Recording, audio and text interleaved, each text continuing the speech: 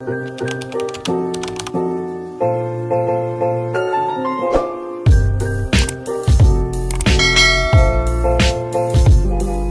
علیکم ویورز، تو کیسے ہیں آپ سب؟ تو آج ہم بنانے جا رہے ہیں آلو کا پراٹھا۔ میرا ڈائلاگ تو آپ کو یاد ہوگا، بہت ہی آسان ہے، بہت ہی مزیدار۔ چلیے اسٹارٹ کرتے ہیں۔ سب سے پہلے ہم نے لے لیا آٹا 2 کپ، اجوائن ½ ٹی اسپون، زیرہ ½ ٹی اسپون، نمک حسب ذائقہ۔ تمام چیزوں کو ہم اچھی طریقے سے ملا دیں گے، اور اجوائن آپ ایسی ایڈ کیجیے گا جس طرح میں ایڈ کر رہی ہوں۔ اب ہم اسے اچھی طریقے سے ملا لیں گے اور نیم گرم پانی کی مدد سے ہم اسے گون لیں گے۔ اچھا یاد رہے، آٹا آپ کا زیادہ ہارڈ نہیں ہونا چاہیے، نہ ہی بہت زیادہ سافٹ ہونا چاہیے، ورنہ آپ کی جو اسٹفنگ ہے وہ پھٹ بھی سکتی ہے۔ آٹا ہمارا ریڈی ہے۔ اب اسے ہم گھی یا آئل لگا کے رکھ دیں گے۔ گھی یا آئل لگا کے آپ رکھ دیں۔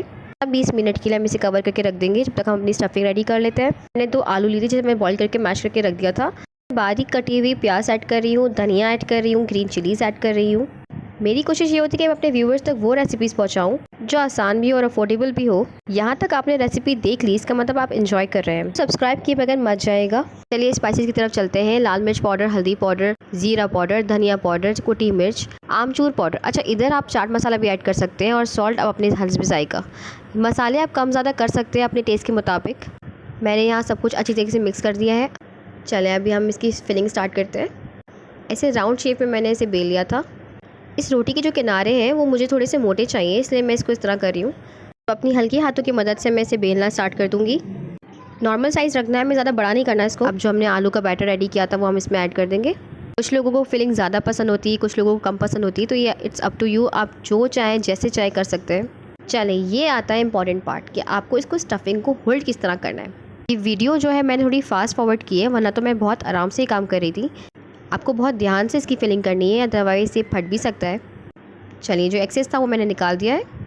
اب ہمارا کام آلموسٹ ہو چکا ہے، بس ہم اسے بیلنا سٹارٹ کرتے ہیں۔ زیادہ زور سے مت پریس کیجیے گا، میں آپ کو پھر ریپیٹ کرتی ہوں کہ یہ ویڈیو فاسٹ فارورڈ ہے۔ اب تک میں یہ بیل رہی تھی تو میں نے میڈیم ہائی فلیم میں اپنا توا رکھ دیا تھا۔ بس اب اپنے پراٹھے کی ڈو کو ہم اس میں توے پہ رکھ دیں گے، اور ہلکا ہلکا گھی ہم لگاتے رہیں گے۔